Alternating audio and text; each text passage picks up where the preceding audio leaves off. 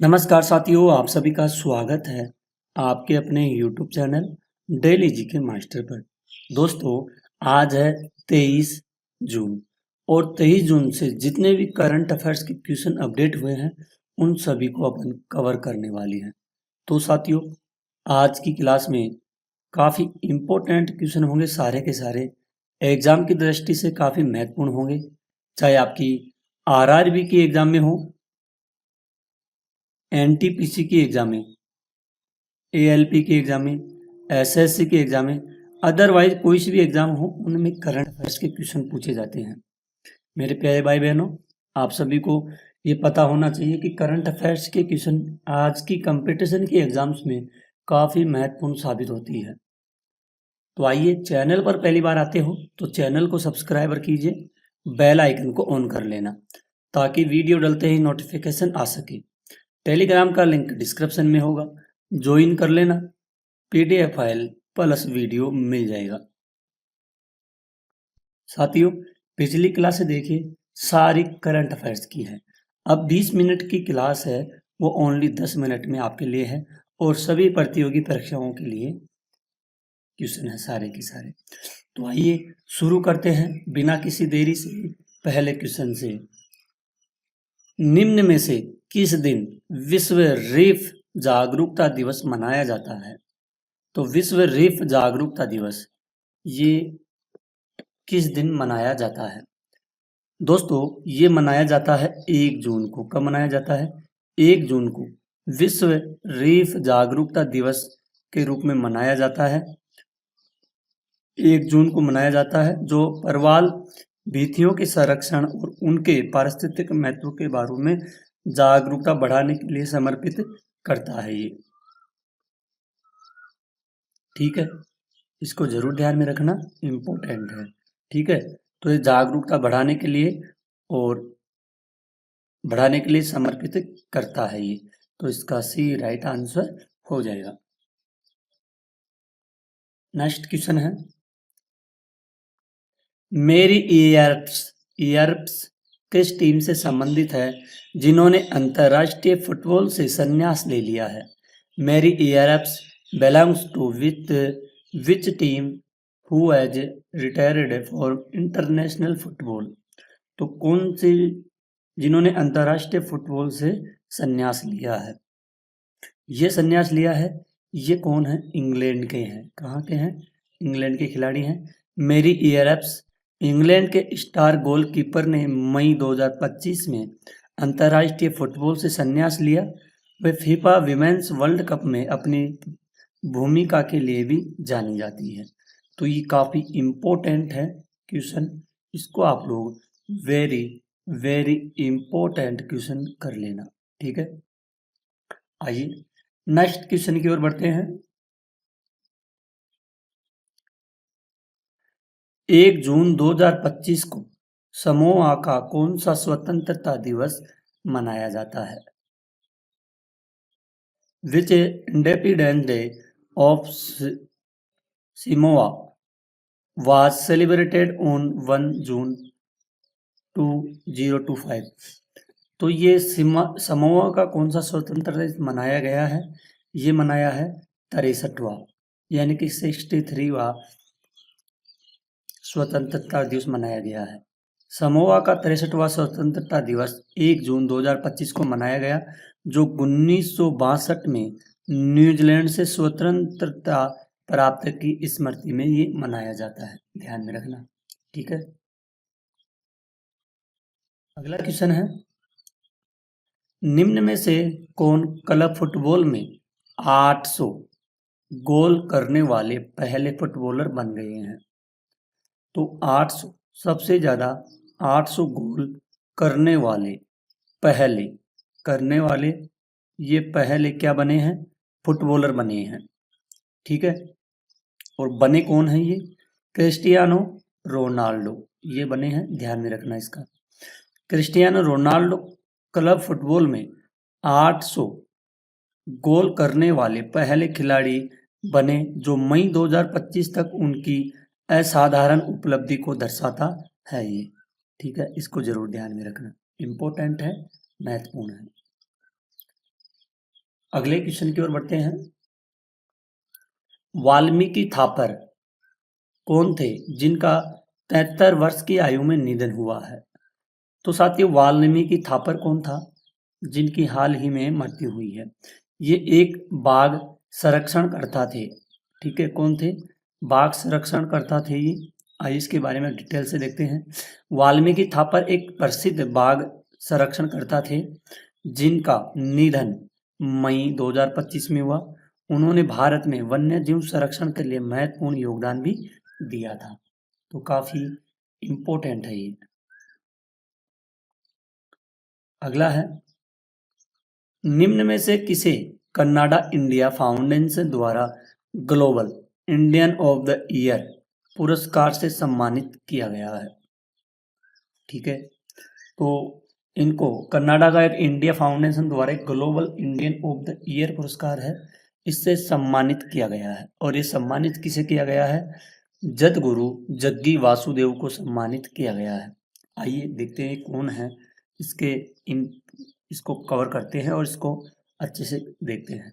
सदगुरु जग्गी वासुदेव को मई 2025 में कन्नाडा इंडिया फाउंडेशन द्वारा उनके सामाजिक और आध्यात्मिक योगदान के लिए पुरस्कार दिया गया है। ठीक है, आइए अगले क्वेश्चन की ओर बढ़ते हैं। निम्न में से किस दिन महारानी अहिल्याबाई होलकर की 300वीं जयंती मनाई गई है? किसकी? अहिल्याबाई होलकर है, इनकी 300वीं जयंती मनाई गई है। और ये कब मनाई गई है? ये मनाया गया है 31 मई को मनाया गया है। 300वीं जयंती मनाई गई महारानी अहिल्याबाई होलकर की 31 मई 2025 को। वे मराठा साम्राज्य की शासक थी जिन्होंने सामाजिक सुधारों में योगदान दिया है। ठीक है, ये भी काफी इम्पोर्टेंट है, ध्यान में रखना। आइए अगले और नेक्स्ट क्वेश्चन की ओर बढ़ते हैं। निम्न में से किस राज्य को भारत का दूसरा पूर्ण साक्षर राज्य घोषित किया गया है? तो भारत का दूसरा राज्य होगा और ये पूर्ण साक्षर राज्य होगा। इसको हाल ही में घोषित किया गया है, तो ये होगा गोवा राज्य। कौन सा होगा? गोवा। आइए गोवा के बारे में देखते हैं। गोवा को मई 2025 में भारत का, ध्यान में रखना साथियों, एक भी क्वेश्चन आपका एग्जाम से बाहर जाने वाला नहीं है, सारे इम्पोर्टेंट है, ध्यान में रखते चलना।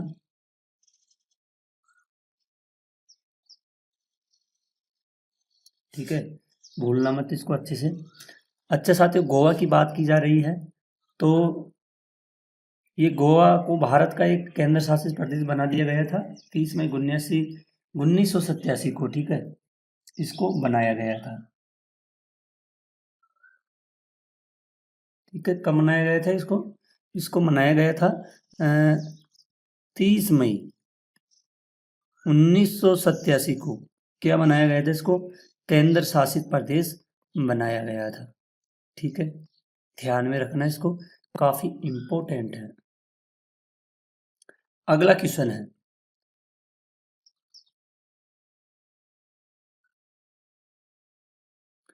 निम्न में से किस शहर में विश्व वायु परिवहन शिखर सम्मेलन का आयोजन किया जाएगा? साथियों, इसका आयोजन किया जाएगा नई दिल्ली में। कहाँ पर किया जाएगा इसका आयोजन? नई दिल्ली में इसका आयोजन किया जाएगा। इसको भी ध्यान में रखना, काफी इम्पोर्टेंट है। ठीक है, आइए इसको देखते हैं। विश्व वायु परिवहन शिखर सम्मेलन 2025 नई दिल्ली में आयोजित होगा, जो वैश्विक उड्डयन उद्योग के लिए एक महत्वपूर्ण मंच भी होगा। ठीक है, आइए अगले क्वेश्चन की ओर बढ़ते हैं। मोनिका केजिया सैम्बरिंग किस देश से संबंधित है जिन्होंने हैदराबाद में आयोजित मिस वर्ल्ड 2025 के टैलेंट का खिताब जीता है? तो ये संबंधित है, इंडोनेशिया से संबंधित है। मोनिका केजिया कहाँ से है? इंडोनेशिया। मैंने कहा ये इंडोनेशिया से संबंधित है,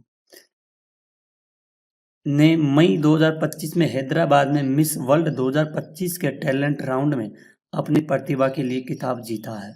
ये क्वेश्चन भी काफ़ी वेरी वेरी इम्पोर्टेंट है, इनको आप लोग नोट करते चलना, क्योंकि आपकी कोई सी भी एग्जाम में लगेगी ना तो वहाँ पे ये क्वेश्चन पूछे जाएंगे।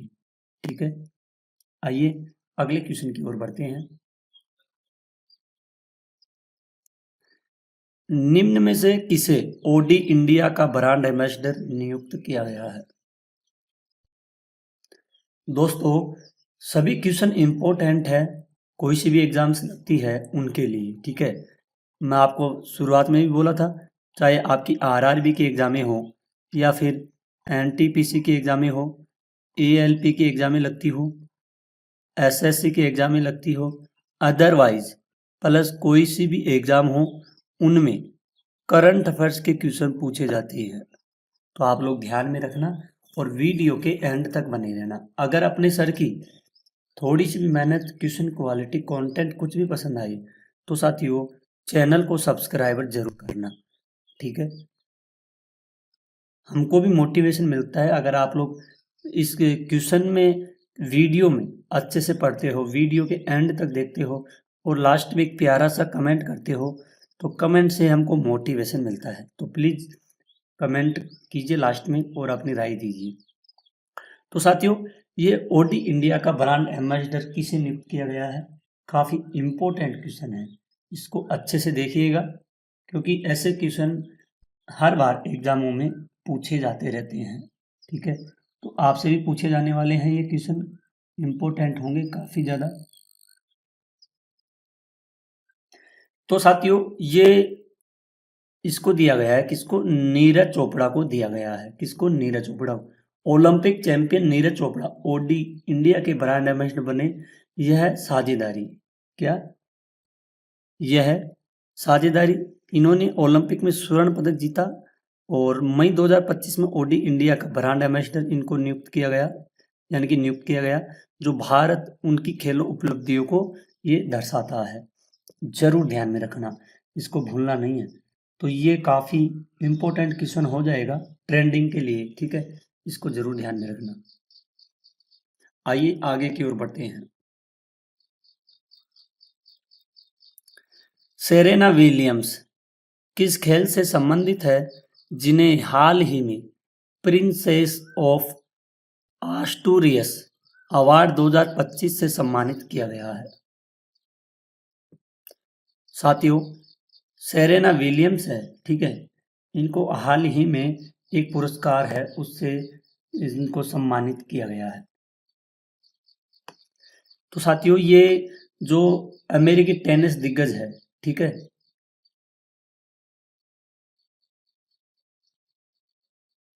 इन्होंने काफी मेहनत से एथलीटों में एक सेरेना विलियम्स को स्पेन प्रतिष्ठित सम्मान, नागरिक सम्मान से इसको नवाजा गया है, जिसका नाम है प्रिंसेस ऑफ ऑस्टूरियस अवार्ड फॉर 2025 से सम्मानित किया गया। यह पुरस्कार साथियों किसमें दिया जाता है? कला, साहित्य और विज्ञान क्षेत्रों में दिया जाता है। इसको जरूर ध्यान में रखना। ठीक है, तो ये विश्व प्रसिद्ध टेनिस खिलाड़ी है। मई में उनके खेल और सामाजिक योगदान के लिए प्रिंसेस ऑफ ऑस्टूरियस अवार्ड से सम्मानित किया गया है। ठीक है साथियों, ये टेनिस खिलाड़ी है। कौन है? टेनिस खिलाड़ी है Serena Williams. Very very important question है, ध्यान में रखना। आइए नेक्स्ट क्वेश्चन की ओर बढ़ते हैं।